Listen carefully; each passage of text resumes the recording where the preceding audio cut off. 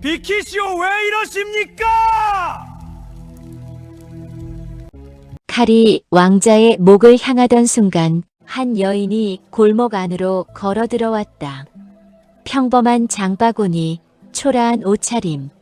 하지만 다음 순간 자객 셋이 순식간에 쓰러졌다. 그녀는 왕자를 구하고도 이름조차 남기지 않은 채 사라졌다. 그런데 이상한 건 장터 사람들 누구도 그 여인을 본 적이 없다고 말했다. 조선의 왕자는 점점 정체불명의 여인을 쫓기 시작한다. 저희가 만든 영상이 마음에 드시면 구독과 좋아요를 눌러주시면 감사하겠습니다. 저희가 만든 영상이 마음에 드시면 구독과 좋아요를 눌러주시면 감사하겠습니다. 이른 봄 한양의 장터는 아침부터 사람들로 넘쳐 흘렀다. 생선 장수의 목청 높은 외침과 비단 장수의 흥정소리가 뒤섞이고 갓난 아이를 등에 업은 아낙네들이 좁은 골목 사이를 바삐 오갔다. 누군가는 쌀 한 되를 두고 한참을 실랑이 하였고 누군가는 발길을 멈추지 않은 채 두부 한 모를 손에 쥐고 종종 걸음을 쳤다. 장터란 언제나 그런 곳이었다.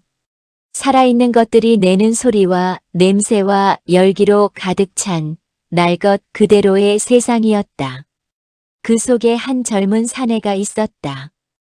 허름한 무명 두루마기에 낡은 갓을 눌러 쓴 차림새였으나 등줄기가 곱고 걸음걸이에 흐트러짐이 없었다. 손은 거칠지 않았고 눈빛에는 어딘가 세상의 풍파와는 거리가 먼 맑음이 남아 있었다.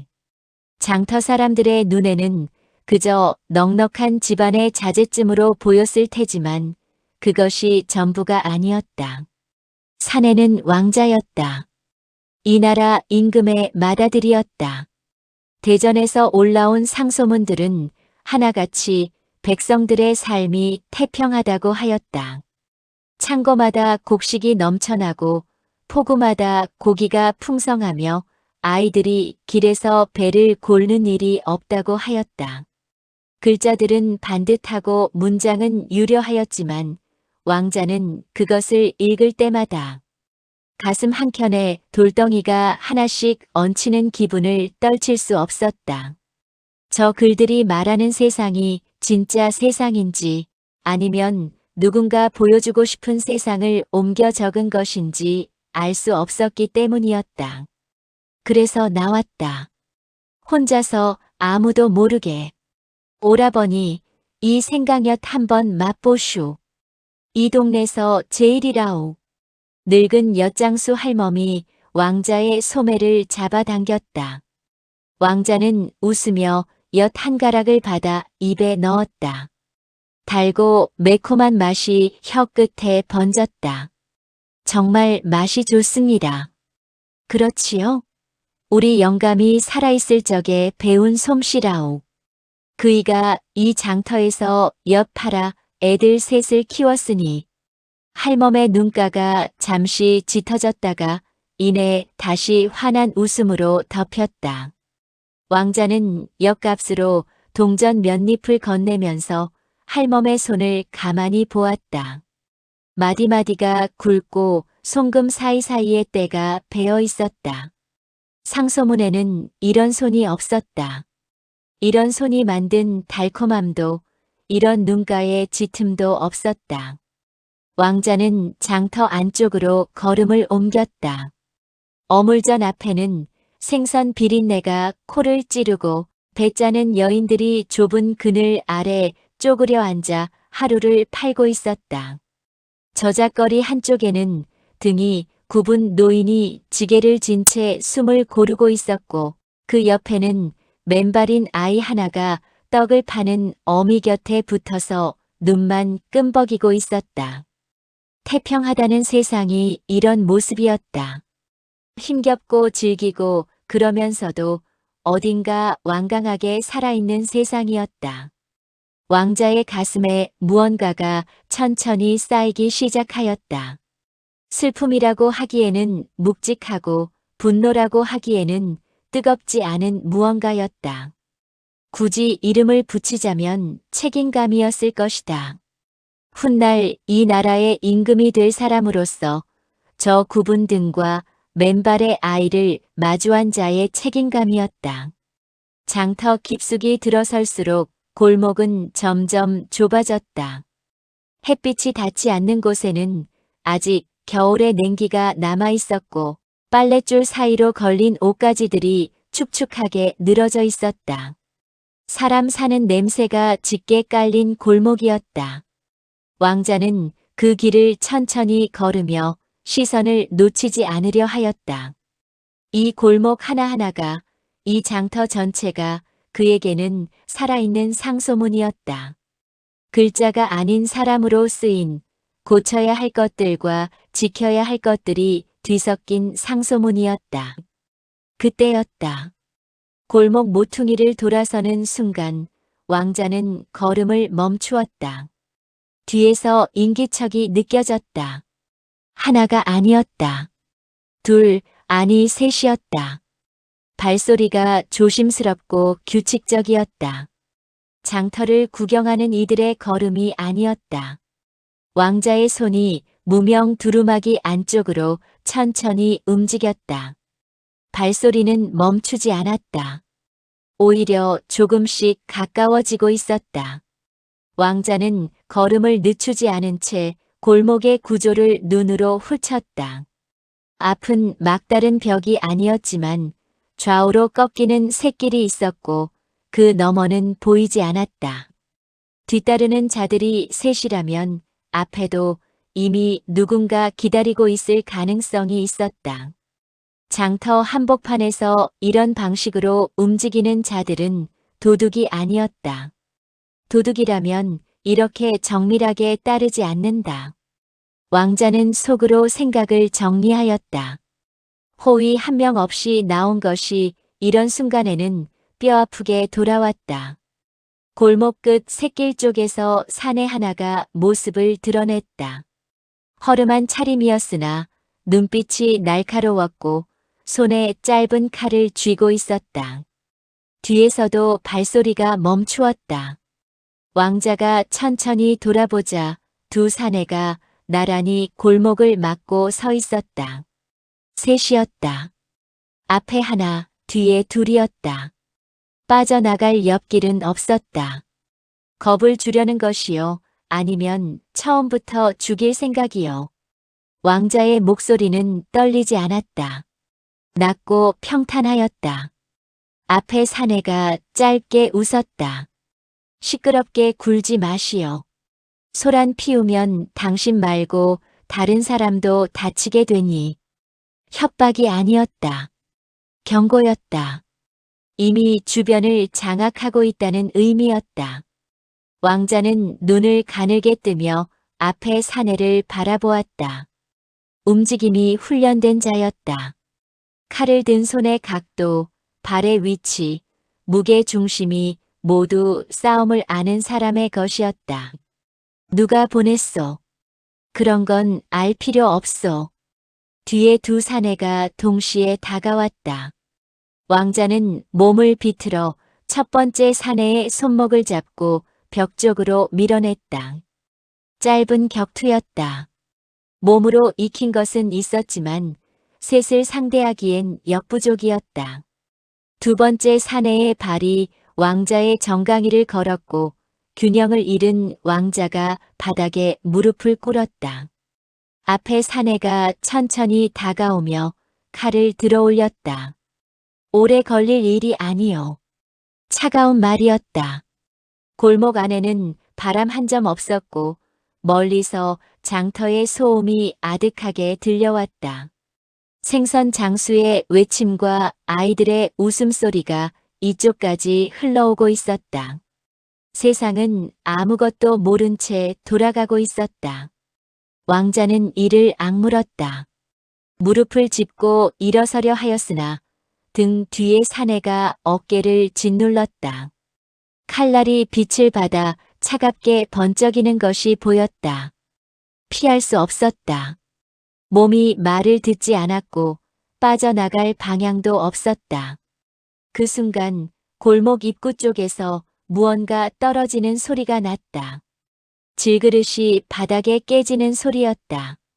짧고 날카로운 소리였는데 그 소리가 골목 안으로 울려 들어오자 세 사내의 시선이 일순 그쪽으로 향하였다. 왕자도 고개를 돌렸다. 골목 입구에 여인 하나가 서 있었다. 장바구니를 든 평범한 차림이었다. 깨진 질그릇의 파편이 그녀의 발 앞에 흩어져 있었고 여인은 그것을 내려다보며 혀를 찼다. 아이고, 또 깼네. 두 사내 중 하나가 짜증스럽게 손을 저었다. 저리 가시오. 여기 볼 것 없소. 볼 것 없다고요? 여인이 고개를 들었다. 눈빛이 달랐다. 방금 전까지 질그릇을 보며 혀를 차던 사람의 눈이 아니었다. 조용하고 깊었으며 두려움이 없었다. 오히려 새 사내를 천천히 훑어보는 그 눈에는 무언가 헤아리는 기색이 있었다. 이 골목에 볼 것이 있는 것 같은데. 사내가 칼을 들어 여인을 향하였다. 썩 꺼지지 않으면 같이 되는 수가 있어. 여인은 움직이지 않았다. 장바구니를 천천히 바닥에 내려놓더니 허리를 펴고 서서 사내의 칼끝을 바라보았다. 물러서지 않는다는 것이 분명하였다. 그러자 사내가 실제로 한 걸음 여인을 향해 나아갔다. 그 다음에 일어난 일은 왕자도 제대로 보지 못하였다. 여인의 몸이 빠르게 움직이는가 싶었는데 칼을 든 사내의 손목이 꺾이고 칼이 바닥으로 떨어졌다. 소리도 거의 없었다. 사내가 신음하며 손목을 감쌌고 여인은 이미 두 번째 사내 쪽으로 돌아서 있었다. 힘을 쓰는 것 같지 않았다. 몸의 무게와 방향을 이용하는 방식이었는데 그것이 어디서 비롯된 것인지는 알 수 없었다. 무예를 배운 자의 움직임이었으나 왕자가 알고 있는 어떤 무예와도 달랐다. 두 번째 사내가 달려들었고 여인은 옆으로 비켜서며 사내의 등을 밀었다. 사내가 벽에 부딪혀 무너졌다. 앞서 칼을 들었던 사내가 몸을 추스르고 다시 달려들었지만 여인이 손을 뻗어 사내의 목 아래를 짧게 눌렀다. 손끝으로 짚는 것처럼 가벼운 동작이었는데 그러자 사내의 무릎이 풀리며 그 자리에 주저앉았다. 숨은 쉬고 있었으나 몸을 가누지 못하였다. 세 번째 사내가 왕자의 어깨를 누르던 손을 거두고 뒷걸음을 쳤다. 여인과 눈이 마주치자 잠시 그 자리에 굳어 있다가 이내 골목 밖으로 달아났다. 발소리가 빠르게 멀어졌고 골목은 다시 조용해졌다. 왕자는 일어서며 여인을 바라보았다. 숨이 가빴고 무릎이 아팠지만 눈은 여인에게서 떨어지지 않았다. 여인은 바닥에 주저앉은 사내를 한번 내려다보고 나서 장바구니를 다시 들었다. 방금 무슨 일이 있었느냐는 듯이 아무렇지 않은 얼굴이었다. 괜찮으시오? 목소리는 낮고 담담하였다. 덕분에 살았어. 고맙소. 왕자가 말을 이으려 하였으나 여인은 이미 몸을 돌리고 있었다. 골목 입구를 향해 걷는 발걸음이 느리지도 빠르지도 않았다. 왕자가 한 걸음 따라가며 입을 열었다. 이름이 무엇이요? 어디 사는 분이요? 여인이 걸음을 멈추지 않은 채 짧게 돌아보았다. 그 눈빛이 왕자의 것과 잠깐 마주쳤다. 무언가를 담고 있는 눈이었다. 슬픔인지 차가움인지 아니면 그 둘이 섞인 것인지 왕자는 알 수 없었다. 여인은 대답하지 않았다. 그대로 골목 밖으로 나섰고 장터의 인파 속으로 스며들었다. 왕자가 뒤따라 나왔을 때는 이미 어느 방향으로 갔는지조차 보이지 않았다. 장터는 여전히 시끄럽고 분주하였다. 아무것도 달라진 것이 없는 것처럼. 왕자는 장터를 벗어나지 못하였다. 발길이 자꾸 그 골목 쪽으로 향하였다. 여인이 사라진 방향을 한참 바라보다가 이내 장터 안을 천천히 걸으며 얼굴들을 살폈다. 생선을 다듬는 아낙, 광주리를 이고 가는 노파, 좌판 앞에 쪼그려 앉은 처녀들. 그 어디에도 아까 그 눈빛을 가진 여인은 없었다. 처음부터 없었던 사람처럼 장터는 아무 일도 몰랐다. 왕자는 어물전 근처의 한 좌판 앞에 멈춰 섰다. 나무를 팔고 있는 중년 여인에게 말을 걸었다. 조금 전에 이 근처 골목에서 일이 있었소. 혹시 보셨소? 30대쯤 된 여인이었는데 장바구니를 들고 있었소. 골목이요?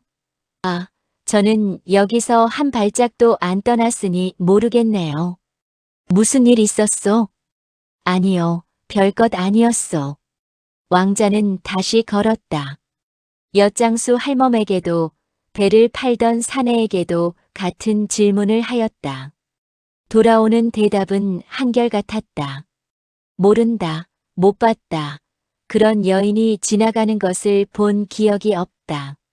장터가 좁고 사람들이 서로 얼굴을 알고 지내는 곳이었는데도 그 여인을 기억하는 이가 단 한 명도 없었다.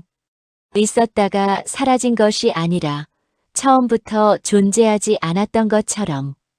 왕자는 한 노인 앞에서 걸음을 멈추었다. 이 장터에서 오래 좌판을 벌여온 듯한 사람이었다. 주름진 얼굴에 눈이 깊었고 손에는 붓 한 자루를 들고 있었다. 어르신, 혹시 이 장터에 특이한 여인이 있어? 무예를 아는 듯하고 눈빛이 예사롭지 않은. 노인이 붓을 내려놓으며 왕자를 올려다보았다. 무예를 아는 여인이요. 이 장터에는 그런 사람 없소. 젊은 양반 많이 놀라셨나 보구먼. 놀랄 일이 있긴 하였소. 그렇다면 그냥 두시오. 장터에는 별일이 다 있는 법이요. 깊이 파고들다 보면 더 이상한 것들이 나오기도 하니. 노인의 말투에는 경고도 위로도 아닌 오래 살아온 사람만이 가질 수 있는 담담함이 배어 있었다. 왕자는 잠시 그 말을 되씹다가 고개를 숙여 인사하고 돌아섰다. 궁으로 돌아오는 길은 멀게 느껴졌다.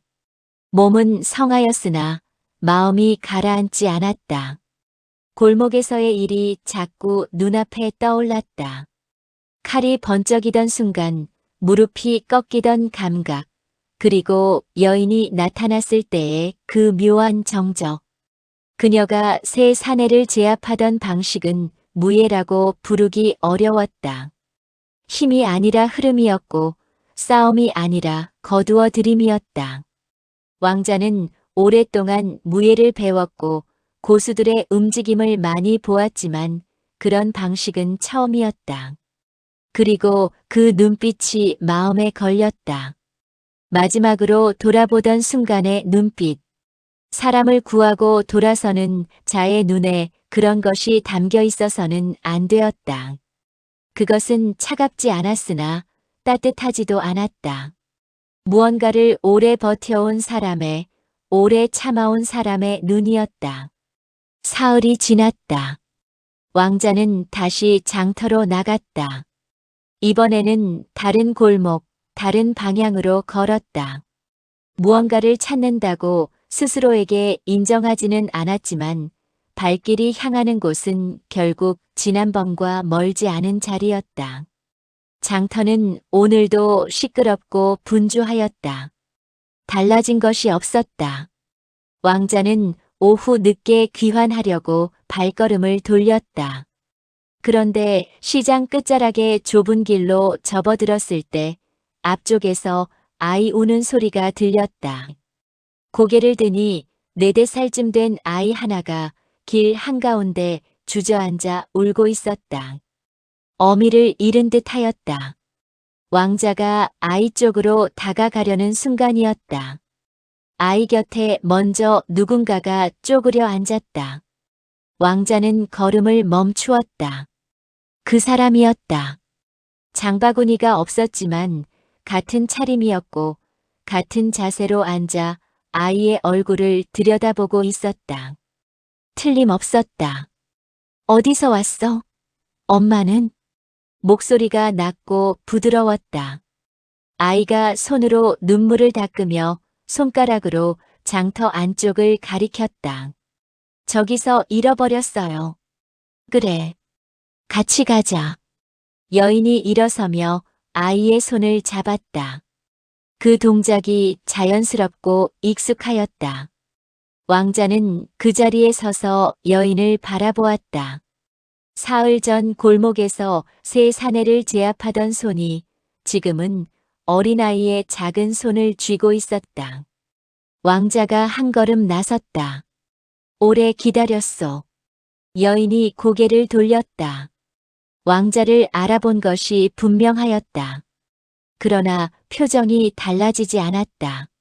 놀라지도 반기지도 않았다. 그 눈빛이 다시 그를 향하였다. 헤아리는 눈이었다. 기다릴 이유가 없는 분이 왜 여기 계시오? 그 말은 내가 할 말이요. 사흘 전에 이름도 말하지 않고 갔으니 이름이 필요하지 않았소. 내게는 필요하오. 여인이 잠시 왕자를 바라보다가 시선을 아이 쪽으로 돌렸다. 아이를 데려다 주는 것이 먼저라는 듯이 발걸음을 옮기기 시작하였다. 왕자가 나란히 걸었다. 여인이 막지 않았다. 장터 안쪽으로 몇 걸음 들어서자 한 안악이 울면서 달려왔다. 아이를 보자마자 와락 끌어안으며 여인에게 고개를 숙였다. 여인은 짧게 고개만 끄덕이고는 다시 걸음을 돌렸다. 이름을 묻는 것이 그리 이상한 일이요? 왕자가 다시 말을 걸었다.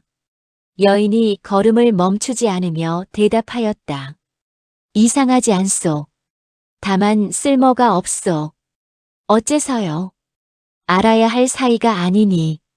왕자는 그 말을 받아치려다 멈추었다.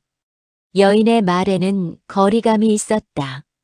단순한 거절이 아니었다. 처음부터 가까워질 생각이 없다는 것이 말투 전체에 배어 있었다. 그런데 그 거리감이 어디서 오는 것인지 왕자는 알 수 없었다. 사흘 전에 나를 구해주었소. 그런데 알아야 할 사이가 아니라고 하오. 여인이 처음으로 걸음을 멈추었다. 천천히 왕자 쪽을 돌아보았다. 눈이 마주쳤다. 역시 그 눈이었다. 오래된 것을 담고 있는 눈이었다. 구해준 것은 맞소. 하지만 그것이 인연이 되지는 않소. 말을 마친 여인이 다시 돌아서서 걸었다. 이번에는 빠르지 않았지만 멈출 것 같지 않았다. 왕자는 따라가지 않았다. 서서 그녀의 뒷모습을 바라보았다. 장터의 인파 사이로 여인의 모습이 조금씩 작아졌다. 그리고 다시 사라졌다.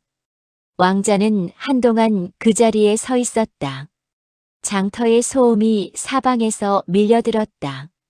구해준 것이 인연이 되지 않는다고 하였다. 그 말이 마음 어딘가에 박혔다. 말의 뜻보다 말의 무게가 먼저 와 닿았다. 저 여인은 무언가를 알고 있었다. 그리고 그 무언가가 그녀를 저렇게 만들고 있었다. 궁으로 돌아온 왕자는 사흘째 잠을 제대로 이루지 못하였다. 침소에 누워도 눈이 감기지 않았고 감겼다 싶으면 어김없이 그 눈빛이 떠올랐다. 골목에서 마지막으로 돌아보던 순간의 눈, 장터에서 다시 마주쳤을 때의 눈. 차갑다고 할 수도 없고 따뜻하다고 할 수도 없는 무언가를 오래 안고 살아온 사람의 눈이었다. 구해준 것이 인연이 되지 않는다고 하였다. 그 말이 자꾸 귓전을 맴돌았다. 왕자는 결국 자리에서 일어나 서한 앞에 앉았다. 붓을 들었다가 내려놓고 창밖의 어둠을 한참 바라보았다. 바람이 없는 밤이었다. 뜰에 나무들이 조용히 서 있었고 달이 구름 뒤에 숨어 빛을 감추고 있었다. 그녀가 누구인지 알아야 하였다. 그것이 단순한 호기심인지 아니면 다른 무언가인지 왕자 자신도 명확하게 구분하기 어려웠다. 다만 그냥 지나쳐서는 안 된다는 느낌이 있었다. 까닭 없이 사람을 구하고 사라지는 여인, 무예를 알면서도 싸우는 사람처럼 보이지 않는 여인, 이름을 쓸모없는 것이라 말하는 여인. 그런 사람이 아무 이유 없이 그 골목에 있었다고는 생각되지 않았다. 다음 날 왕자는 측근을 조용히 불렀다. 오랫동안 곁에 두어온 사람이었고 입이 무거웠다. 장터 쪽을 알아봐 주게. 30대 안팎의 여인인데 무예를 아는 것 같고 장바구니를 들고 다니는 차림이었네. 이름이나 사는 곳 무엇이든 좋으니 찾아보게. 어떤 분이십니까? 그걸 알아야 하기 때문에 부탁하는 것이네. 측근은 더 묻지 않았다. 이튿날 돌아와서 고개를 숙였다. 찾지 못하였습니다. 장터 상인들 가운데 그런 여인을 아는 사람이 없었고 근방의 주민들에게도 물어보았으나 마찬가지였습니다. 혹시 장터에 자주 오는 분이 아닐 수도 있습니다. 왕자는 잠시 말이 없었다. 그렇군. 더 범위를 넓혀 알아볼까요? 아니, 됐네. 왕자는 손을 저었다. 측근이 물러난 뒤 혼자 앉아 있었다. 아무도 모른다는 것이 이상하였다. 장터는 넓지 않았고 사람들은 서로 얼굴을 알고 지냈다. 그런 곳에서 2번씩이나 나타난 여인을 아는 이가 단 한 명도 없다는 것은 단순한 우연이 아니었다. 며칠이 흘렀다. 왕자는 다시 장터로 나갔다. 이번에는 처음부터 여인을 찾으려는 마음을 내려놓고 그냥 걸었다. 백성들의 얼굴을 보고 말을 들으며 상소문에 없는 것들을 눈에 담으려 하였다. 그것이 처음 장터에 나온 이유였고 그 이유는 아직 유효하였다. 오후가 깊어질 무렵이었다. 왕자는 장터 한쪽에 주막 앞을 지나고 있었다. 안에서 취한 사내들의 목소리가 흘러나왔고 기름 냄새와 막걸리 냄새가 섞여 코를 찔렀다. 왕자가 그 앞을 막 지나치려는 순간 주막 안에서 고함 소리가 터져 나왔다. 이 계집이 어디서 건방지게. 뒤이어 무언가가 넘어지는 소리가 났다. 왕자가 걸음을 멈추고 주막 안을 들여다보았다. 몸집이 큰 사내 둘이 젊은 여인을 모퉁이에 몰아세우고 있었다. 여인은 뒷걸음을 치며 손을 앞으로 내밀고 있었고 사내들은 술 기운에 눈이 붉어져 있었다. 왕자가 안으로 들어서려는 순간 등 뒤에서 발소리가 들렸다. 그리고 자신보다 먼저 주막 안으로 들어서는 사람이 있었다. 왕자가 돌아보기도 전에 그 사람은 이미 안에 있었다. 여인이었다. 비키시오. 목소리가 낮고 또렷하였다. 사내 하나가 돌아보며 비웃었다. 뭐야, 또 여자야? 오늘 여자들이 겁도 없이 나서는 날이냐? 사내가 팔을 뻗어 여인의 어깨를 밀치려 하였다. 그 손이 닿기 직전에 여인이 옆으로 비켜서며 사내의 팔목을 잡아 틀었다. 사내가 균형을 잃고 탁자에 부딪혔다. 술잔이 쏟아지고 탁자가 기울었다. 2번째 사내가 달려들었으나 여인은 이미 옆으로 이동해 있었고 사내는 허공을 짚으며 바닥에 무릎을 꿇었다. 두 사내가 서로를 바라보더니 여인에게서 눈을 떼지 못한 채 천천히 물러섰다. 주막 안에 있던 다른 손님들이 숨을 죽이고 그 광경을 지켜보았다. 여인은 모퉁이에 몰려있던 젊은 여인 쪽으로 몸을 돌렸다. 괜찮소? 예, 예. 감사합니다. 젊은 여인이 떨리는 목소리로 대답하였다. 여인은 고개만 끄덕이고 주막을 나섰다. 왕자는 입구에 서 있었다.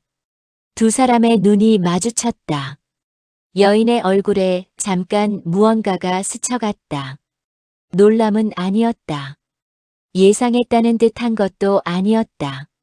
굳이 표현하자면 피하고 싶었으나 피할 수 없었다는 얼굴이었다. 또 당신이요. 왕자가 먼저 말하였다. 또 나요. 여인이 짧게 받아치고 걸음을 옮기려 하였다. 왕자가 옆으로 한 발 나서며 길을 막지는 않되 함께 걷는 모양새를 만들었다. 이름을 묻지 않겠소. 다만 한 가지만 말해주시오. 어째서 이 장터에 있는 것이요? 사는 곳도 아니고 아는 이도 없는 것 같은데. 여인이 걸으면서 대답하였다. 장터에 있는데 이유가 필요하오? 보통은 필요 없소. 그런데 당신은 다르오. 무엇이 다르오? 3번 나타나 3번 다 사라졌소. 아는 이가 없고 흔적이 없소. 장터 사람 중에 당신을 기억하는 이가 단 한 명도 없소. 여인의 발걸음이 아주 잠깐, 거의 알아채기 힘들 만큼 짧게 흔들렸다. 왕자는 그것을 놓치지 않았다. 그러니 다시 묻겠소. 어째서 여기 있는 것이요? 여인이 멈추었다. 왕자도 멈추었다. 여인이 정면을 바라보며 천천히 입을 열었다.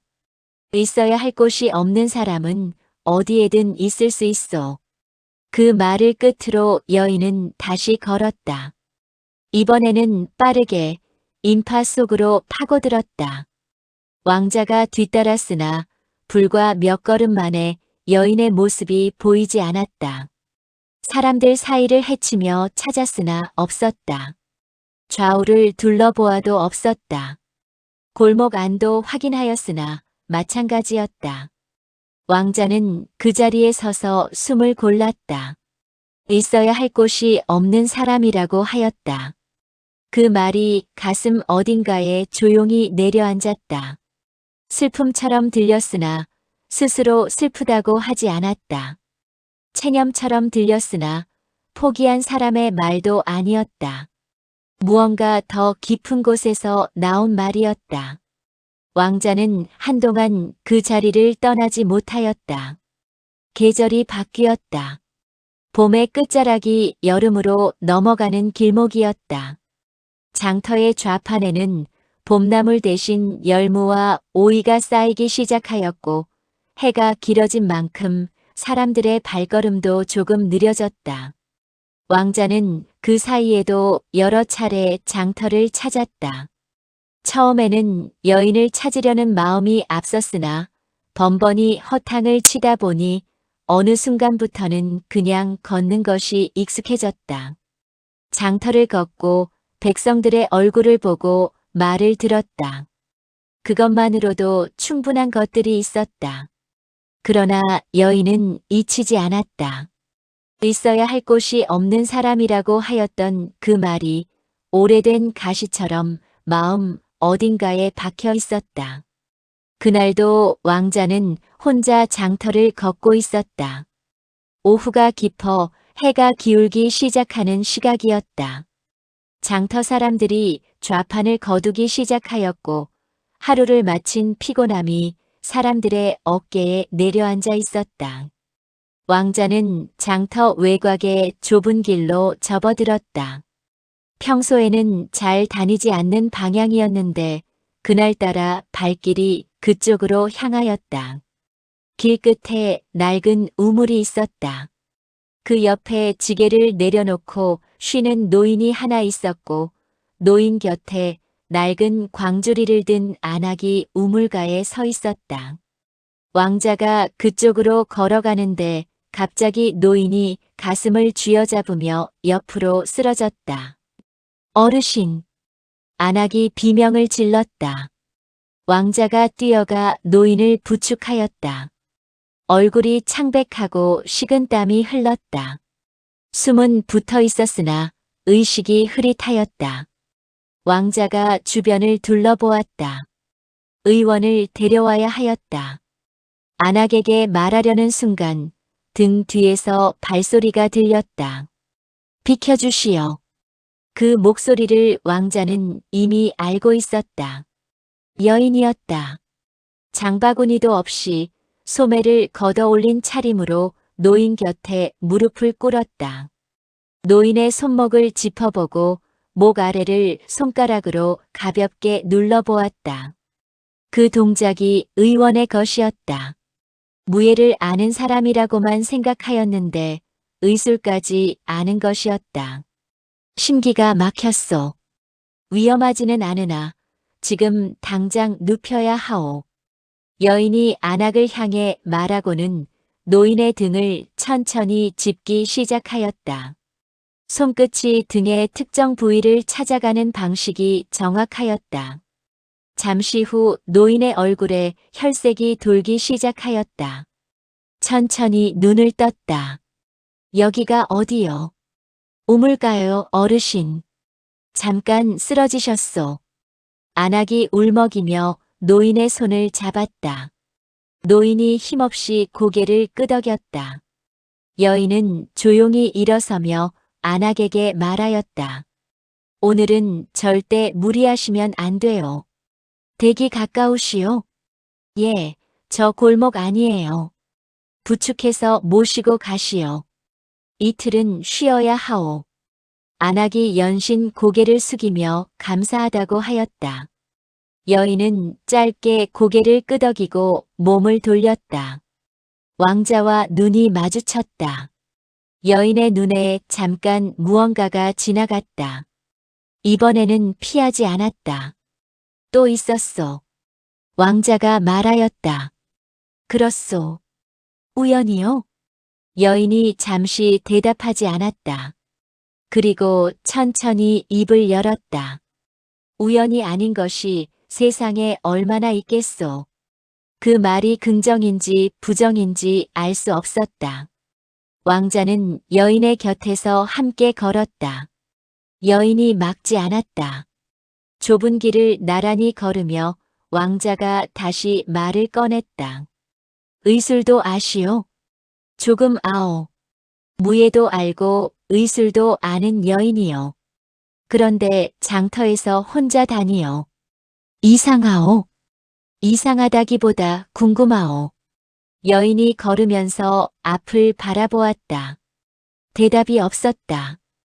왕자는 서두르지 않았다. 이 여인에게 서두름은 통하지 않는다는 것을 이미 알고 있었다. 당신이 나타날 때마다 나는 위험한 상황이었소. 그리고 당신은 매번 그 자리에 있었소. 우연히 그렇게 여러 번 겹치지는 않소. 여인의 발걸음이 아주 잠깐 느려졌다. 그러나 멈추지는 않았다. 사람이 자주 다니는 곳에 자주 있다 보면 그 사람의 위험한 순간과 마주칠 수도 있어. 그것이 전부요?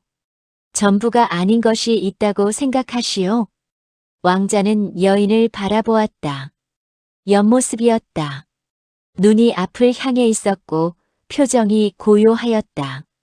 그 고요함이 자연스러운 것이 아니라 오래 만들어 온 것처럼 보였다. 감추는 것이 있는 사람의 고요함이었다. 있다고 생각하오. 왕자가 짧게 말하였다. 여인이 그 말에 반응하지 않았다. 길이 큰 길과 만나는 지점에 이르렀을 때 여인이 걸음을 멈추었다. 여기서 헤어지겠소. 또 사라지는 것이요. 사라지는 것이 아니라 가는 것이요. 사람은 누구나 자기 길이 있어. 당신의 길은 어디요? 여인이 왕자를 바라보았다. 이번에는 시선을 거두지 않고 한동안 그대로 있었다. 왕자도 눈을 피하지 않았다. 바람이 두 사람 사이를 지나갔다. 여름의 초입이었는데도 그 바람은 서늘하였다. 당신이 알 수 없는 곳이요. 그것이 마지막이었다. 여인이 돌아서서 큰 길 쪽으로 걸어갔다. 이번에는 인파도 없었고 골목도 없었는데 그럼에도 불구하고 여인의 모습은 금세 보이지 않게 되었다. 어떻게 그렇게 되는 것인지 왕자는 이해할 수 없었다. 분명히 탁 트인 길이었는데 여인은 그 속으로 스며들듯 사라졌다. 왕자는 그날 밤 오래 앉아 있었다. 등잔불이 흔들리는 것을 바라보면서 지나온 일들을 하나씩 되짚었다. 골목에서의 첫 번째 구원, 장터에서의 두 번째 만남, 주막 앞에서의 세 번째, 그리고 오늘 우물가에서의 네 번째. 네 번 모두 왕자가 위험하거나 당혹스러운 상황에 있었고 여인은 그때마다 나타났다. 그리고 매번 흔적 없이 사라졌다. 우연이라고 하기에는 너무 정확하였다. 누군가 왕자의 동선을 알고 있지 않으면 불가능한 일이었다. 그렇다면 여인은 왕자를 따르고 있는 것이었다. 그런데 그 이유가 무엇인지 알 수 없었다. 해치려는 것이었다면 기회는 여러 번 있었다. 그러나 여인은 매번 왕자를 구하였다. 가까이 하려는 것도 아니었다. 이름도 말하지 않았고 사는 곳도 말하지 않았다. 왕자는 등잔불을 바라보며 생각하였다. 저 여인은 무엇을 원하는 것인가? 구하는 것인가? 지켜보는 것인가? 아니면 기다리는 것인가? 그리고 무엇을 기다리는 것인가? 답이 없는 물음이었다. 그러나 왕자는 그 물음을 놓을 수가 없었다.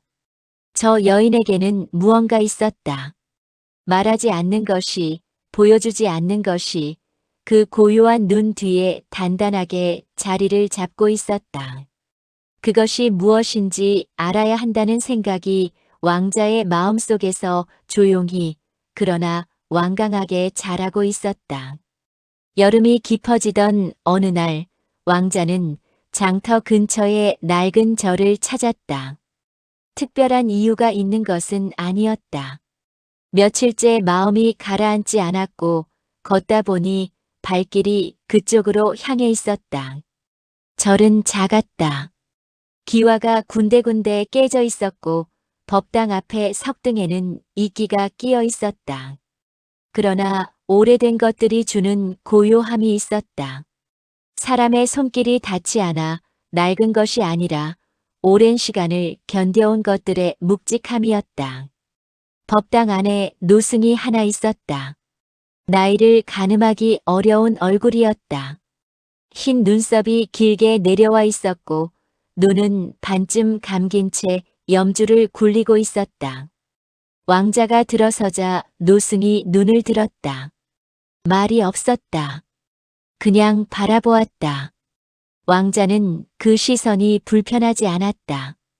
오히려 그 눈이 무언가를 꿰뚫어 보고 있다는 느낌이 들었다. 왕자가 먼저 입을 열었다. 오래된 절이요. 오래되었지요. 이 절보다 오래된 것이 이 동네에 별로 없소. 노승의 목소리는 낮고 느렸다. 서두르는 기색이 전혀 없었다.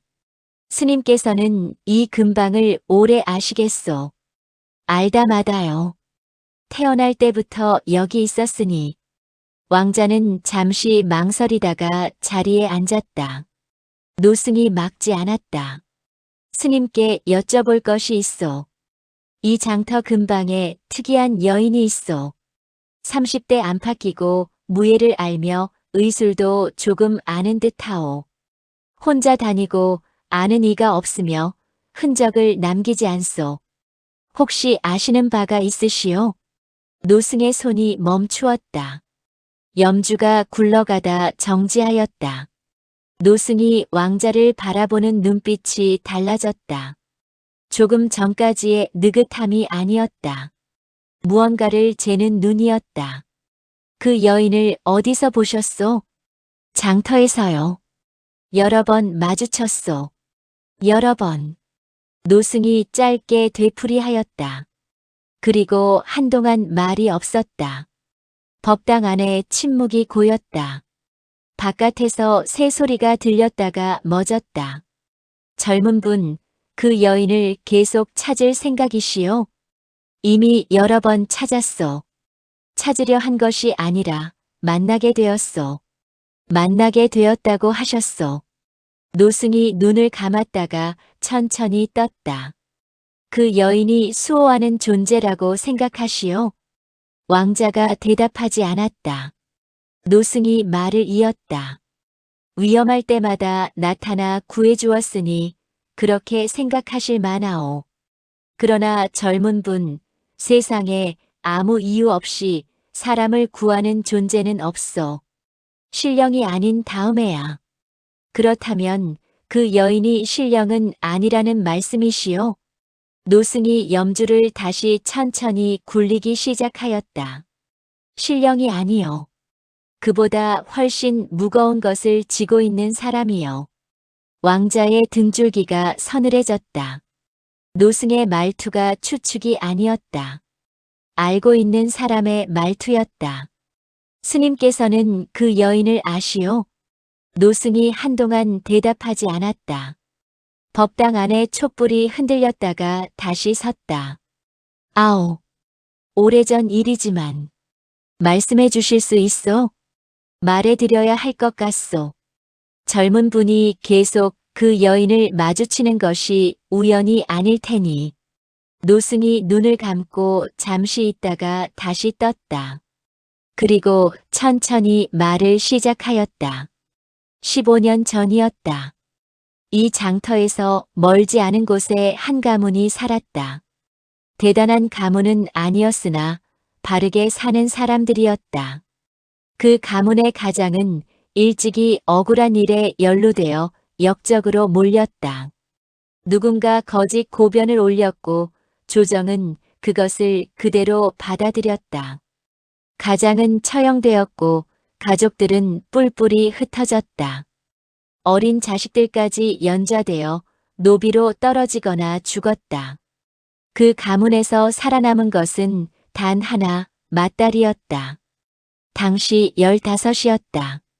그 아이가 어떻게 살아남았는지는 노승도 자세히 알지 못하였다.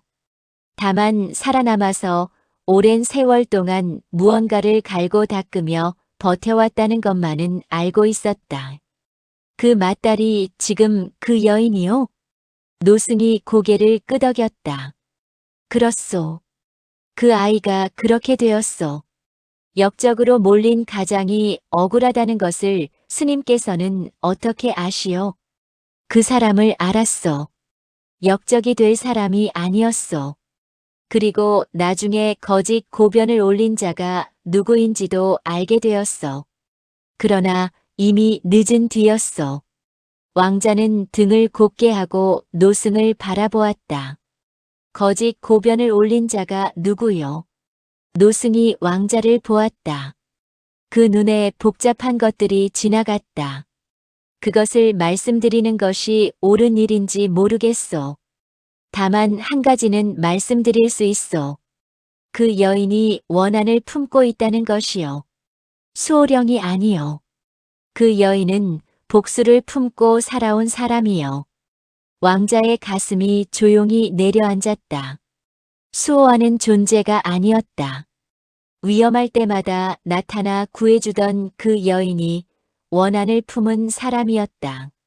그렇다면 왕자를 구한 것도 순수한 마음이 아니었다는 말이 되었다. 그 생각이 마음속에서 천천히 자리를 잡았다. 복수의 대상이 누구요? 노승이 대답하지 않았다. 대신 눈을 감으며 염주를 굴렸다. 그것은 제가 말씀드릴 것이 아니요. 다만 젊은 분 한 가지만 아시오. 원한이란 것은 오래 품을수록 그 사람을 갉아먹소. 그 여인이 지금까지 살아온 것이 대단한 것이지만 그 원한이 끝내 그녀를 어디로 데려갈지는 아무도 모르오. 왕자는 법당을 나오며 하늘을 올려다 보았다. 여름 하늘이 높고 푸르렀다. 아무것도 모르는 하늘이었다. 15년 전 한 가문이 무너지던 날도 저 하늘은 저렇게 푸르렀을 것이었다. 머릿속에서 생각들이 빠르게 움직였다. 여인이 왕자를 구한 것이 복수와 연결되어 있다면 그 복수의 대상이 왕자와 연결되어 있다는 뜻이었다. 그런데 왕자를 직접 해치려 한 것이 아니라 구하였다. 그렇다면 왕자 자신이 표적이 아니라는 말이 되었다. 왕자를 통해 다가가려는 무언가가 있는 것이었다. 노승이 말하지 않은 것이 있었다. 복수의 대상이 누구인지를 끝내 말하지 않았다. 그러나 왕자의 마음속에서는 이미 그 답이 윤곽을 드러내고 있었다. 조정이 연루되어 있었다. 거짓 고변이 받아들여진 조정이. 그리고 15년 전 그 조정의 위에 있던 사람이 누구였는지를 왕자는 알고 있었다. 발걸음이 무거워졌다. 하늘은 여전히 높고 푸르렀으나 왕자의 눈에는 더 이상 그 푸름이 들어오지 않았다. 왕자는 며칠을 기다렸다. 장터에 나가지 않았다. 노승의 말이 머릿속을 맴돌았고 그 말들이 자리를 잡을 때까지는 움직이지 않는 것이 나을 것 같았다. 원한을 품은 사람이었다. 수호하는 존재가 아니라 복수를 위해 살아온 사람이었다.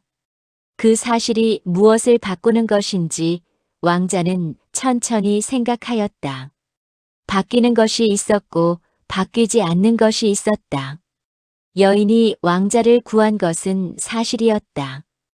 그 손이 뻗어오던 순간들이 거짓일 수는 없었다. 다만 그 이유가 왕자가 생각하던 것과 달랐다. 연민이 아니었다. 계획이었다. 왕자를 살려두어야 하는 이유가 있었고 그 이유가 복수와 연결되어 있었다. 그렇다면 그 복수의 끝에 무엇이 있는지를 알아야 하였다. 닷새째 되는 날 왕자는 다시 장터로 나갔다. 이번에는 여인을 기다릴 생각이었다. 찾아다니는 것이 아니라 한자리에 머물며 기다리는 것이었다. 여인이 왕자의 동선을 알고 있다면 왕자가 장터에 있다는 것도 알 것이었다. 오전 내내 기다렸다. 점심때가 지나도 여인은 나타나지 않았다. 왕자는 우물가 근처의 낮은 담벼락에 기대어 서서 장터를 바라보았다. 사람들이 오가고 흥정 소리가 들리고 아이가 엿을 사달라고 보채는 소리가 났다. 평범한 오후였다. 해가 서쪽으로 기울기 시작할 무렵이었다. 장터 끝쪽에서 인기척이 느껴졌다. 왕자가 고개를 돌렸다. 여인이었다. 장바구니도 없이 걸음도 느리지 않게 이쪽을 향해 오고 있었다. 왕자를 보았을 것이었다. 그런데도 방향을 바꾸지 않았다. 그대로 걸어왔다. 두 사람이 마주 섰다. 기다렸어. 왕자가 말하였다. 알고 있었어. 여인이 짧게 받았다. 오늘은 달랐다. 피하려는 기색이 없었다. 오히려 마주할 준비를 하고 온 사람 같았다. 노승을 만났어. 여인의 눈이 잠깐 흔들렸다. 그러나 몸은 움직이지 않았다. 그래서요. 들었어. 15년 전 일을. 침묵이 흘렀다. 장터의 소음이 두 사람 사이를 채웠다. 여인이 시선을 앞으로 돌렸다가 다시 왕자에게 가져왔다. 어디까지 들었소? 가문이 무너진 것, 살아남은 맏딸, 그리고 당신이 원한을 품고 있다는 것. 그것이 전부요? 복수의 대상이 누구인지는 듣지 못하였소. 노승이 말하지 않았소. 여인이 낮게 숨을 내쉬었다. 그 숨 속에 오랜 것들이 담겨 있었다. 그렇다면 내가 말하겠소. 왕자가 여인을 바라보았다. 여인의 눈이 달랐다. 지금까지 보아온 그 고요함이 아니었다. 무언가가 수면 위로 올라오려는 듯 눈 안쪽에서 움직이고 있었다. 당신이요. 왕자의 가슴이 조용히 굳었다. 나요. 처음에는 그랬소. 여인이 말을 잇기 전에 잠깐 멈추었다. 그 멈춤이 길지 않았으나 무거웠다. 왕실이 우리 가문을 무너뜨렸소. 아버지는 역적으로 몰려 죽었고 어머니는 그 해를 넘기지 못하였소. 동생들은 어디로 흩어졌는지 지금도 모르오. 나는 혼자 살아남아서 살아남은 것이 죄인지 복인지도 모른 채 버텼어. 그렇게 15년이 흘렀어. 왕자는 말하지 않았다. 여인의 말을 끊을 수가 없었다. 왕실에 복수하겠다고 생각하였어. 왕실의 핏줄에 같은 고통을 돌려주겠다고 하였어. 그래서 당신을 찾았어. 장터에서 신분을 숨기고 다닌다는 것을 알았고 따랐어. 그리고 여러 번 기회가 있었어. 그런데 구하였어. 그렇소. 여인의 목소리가 낮아졌다. 처음에는 때가 아니라고 생각하였어. 골목에서 자객들이 먼저 나선 것이 내 계획이 아니었어. 내 손으로 해야 한다고 생각하였어. 그래서 그날은 그냥 구하였어. 두 번째도 세 번째도. 두 번째는 당신이 아무것도 모른 채 죽는 것이 마땅하지 않다고 생각하였어. 내 아버지도 아무것도 모른 채 죽었으니 적어도 당신은 무엇 때문에 죽는지 알고 죽어야 한다고. 왕자는 여인을 바라보았다. 여인의 눈이 흔들리지 않았다. 거짓이 없는 눈이었다. 그렇다면 지금 이 자리에서 말하는 것이요? 무엇 때문인지 알고 죽으라고? 여인이 긴 침묵 끝에 입을 열었다. 아니요. 그 한마디가 낮게 떨어졌다. 이제는 당신이 표적이 아니요. 왕자가 천천히 숨을 들이켰다. 그렇다면 여인이 왕자의 눈을 똑바로 바라보았다. 그 눈에 오래 감추어 두었던 것이 마침내 모습을 드러내고 있었다. 분노도 아니었고 슬픔도 아니었다. 그 두 가지가 오랜 세월 뒤섞여 굳어버린 무언가였다. 임금이여. 두 글자가 공기 속에 떠올랐다가 천천히 가라앉았다. 왕자의 몸이 굳었다. 예상하였던 말이었다. 노승의 절에서 돌아오던 날 이미 그 윤곽을 보았었다. 그러나 직접 듣는 것은 달랐다. 가슴 한가운데를 무언가가 관통하는 느낌이었다. 아버지를. 그분이 직접 명을 내린 것인지는 모르오. 하지만 거짓 고변이 올라갔을 때 그것을 받아들인 것은 그분이요. 한마디만 하셨어도 우리 아버지는 살 수 있었어. 한마디만. 여인의 목소리가 처음으로 흔들렸다. 아주 조금이었으나 왕자는 그것을 들었다. 15년을 버텨온 사람의 목소리가 처음으로 갈라지는 소리였다. 당신을 여러 번 살려준 것은 연민 때문만이 아니었어. 당신을 통해 임금 곁에 다가가기 위해서였어. 왕자가 신임하는 사람이라면 궁 안으로 들어갈 수 있으니. 왕자는 오랫동안 말하지 않았다. 장터의 소음이 멀게 느껴졌다. 눈앞의 여인이 지금 이 순간 얼마나 많은 것을 걸고 이 말을 하고 있는지가 느껴졌다. 이것을 말하는 것은 자신의 계획을 스스로 무너뜨리는 일이었다. 그런데도 말하였다. 왜 말하는 것이요? 말하지 않았다면 계획대로 할 수 있었을 것이요. 여인이 시선을 내리깔았다가 다시 들었다. 당신을 보아왔소. 장터에서 백성들을 대하는 것을 보았소. 노인의 손목을 잡아주는 것을 보았소. 아이에게 웃어주는 것을 보았소. 그리고 나를 찾아다니는 것도 보았소. 원망하거나 두려워하지 않고 알려고 하는 것을 보았소. 여인이 잠깐 멈추었다가 말을 이었다. 그런 사람을 이용하는 것이 옳지 않다고 생각하였소. 그것이 전부요. 왕자는 여인을 바라보았다. 오래 바라보았다. 15년의 세월이 저 눈 안에 있었다.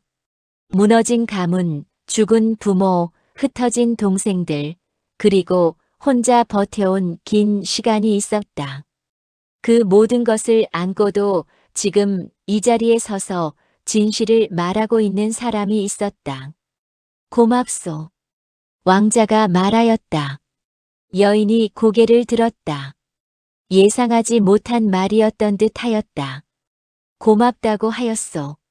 말해주어서.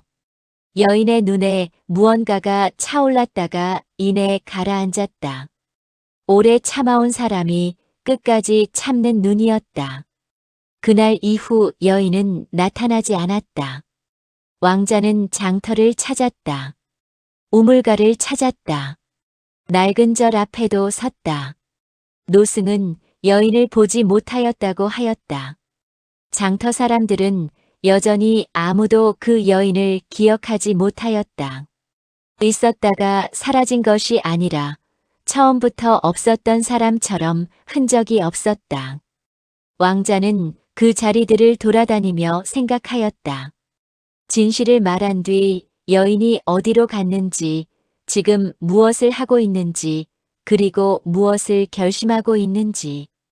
왕자의 마음속에는 두 가지가 동시에 자리하고 있었다.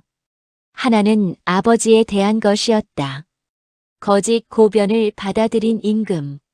한마디면 살릴 수 있었던 사람을 살리지 않은 임금. 그것이 사실인지 아닌지를 왕자는 아직 알지 못하였다. 그러나 알아야 하였다. 다른 하나는 여인에 대한 것이었다. 15년을 원한으로 버텨온 사람이 복수를 완성할 기회를 스스로 말로 흩어버리고 사라졌다. 그 사람이 지금 어디에 있는지, 그 마음이 어디를 향하고 있는지가 왕자에게는 놓을 수 없는 무게였다. 보름이 지났다. 왕자는 조용히 오래된 기록들을 뒤지기 시작하였다. 15년 전의 고변 사건들, 역적으로 처형된 자들의 명단, 그리고 그 사건들을 처리한 관원들의 이름. 측근을 시켜 은밀하게 움직였다. 기록은 있었다. 먼지가 쌓인 문서 더미 속에 한 가문의 이름이 있었다. 고변의 내용은 허술하였다. 증거라고 올라온 것들이 억지로 끼워 맞춘 흔적이 역력하였다. 그런데도 그것이 받아들여졌다. 누군가의 의지가 있지 않으면 그렇게 될 수 없는 일이었다. 왕자는 기록을 덮으며 오래 앉아 있었다. 아버지의 얼굴이 떠올랐다. 왕자가 알고 있는 임금은 엄하였으나 불의를 모르는 사람이 아니었다. 그러나 사람이란 아는 것과 행하는 것이 항상 같지 않았다. 권좌에 앉은 사람은 더욱 그러하였다. 무엇이 그 고변을 받아들이게 하였는지, 그 뒤에 어떤 손이 움직였는지를 왕자는 더 깊이 파고들어야 하였다. 그 무렵이었다. 궁 안에서 작은 소란이 있었다. 야간에 내전 근처에서 수상한 인기척이 있었다는 보고가 들어왔다. 경비를 강화하였으나 아무것도 찾지 못하였다. 왕자는 그 보고를 들으며 가슴이 내려앉았다. 여인이었다. 틀림없다는 확신이 들었다. 진실을 말하고 사라진 것이 계획을 포기한 것이 아니었다. 왕자를 통하지 않고 직접 움직이기로 한 것이었다. 왕자는 그날 밤 혼자 내전 쪽으로 걸었다. 호위를 물렸다. 달이 없는 밤이었다. 별빛만이 희미하게 마당을 비추고 있었다. 왕자는 내전 가까운 쪽의 담장 아래에 서서 기다렸다. 바람이 없었다. 나뭇잎 하나 움직이지 않는 밤이었다. 그리고 담장 그늘에서 움직임이 있었다. 여인이었다. 손에 칼이 있었다. 왕자를 보자 동작이 멈추었다. 두 사람이 어둠 속에서 마주 섰다. 알고 있었어. 여인이 낮게 말하였다. 당신이 올 것 같았어. 왕자가 대답하였다. 목소리가 떨리지 않으려고 하였으나 완전히 떨리지 않는다고는 할 수 없었다. 비켜주시오. 그럴 수 없어. 당신이 막을 수 있다고 생각하오. 막으려는 것이 아니오. 말하려는 것이오. 여인이 움직이지 않았다. 칼을 든 손이 내려가지 않았으나 올라오지도 않았다. 왕자가 한 걸음 나섰다. 기록을 보았소. 15년 전 그 고변이 억지로 꿰맞춰진 것이라는 것을 알았소. 당신 아버지가 역적이 아니었다는 것도.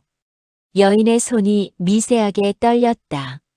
이제 와서 그것이 무슨 소용이요. 소용이 있어. 바로잡을 수 있어. 바로잡는다고 죽은 사람이 돌아오. 흩어진 가족이 모이요. 내가 잃어버린 15년이 돌아오. 여인의 목소리가 처음으로 높아졌다. 낮게 억누르던 것이 터져 나오는 소리였다. 왕자는 그 소리를 온몸으로 받았다. 반박하지 않았다. 돌아오지 않는다. 그것은 사실이었다. 돌아오지 않소. 왕자가 말하였다. 죽은 사람은 돌아오지 않소. 잃어버린 시간도 돌아오지 않소. 그것을 돌려드릴 수 없소. 그런데도 바로 잡아야 하오. 당신 아버지의 이름을 위해서, 그리고 지금도 어딘가에 살아있을지 모르는 당신 가족을 위해서. 여인이 입술을 깨물었다. 눈이 흔들렸다. 오래 굳혀온 것들이 흔들리는 눈이었다. 내가 왜 당신의 말을 믿어야 하오? 믿지 않아도 돼요. 다만 오늘 이 칼을 쓰면 당신은 끝이요. 죽든 살든 끝이요. 그리고 당신 아버지의 억울함은 영원히 묻히요.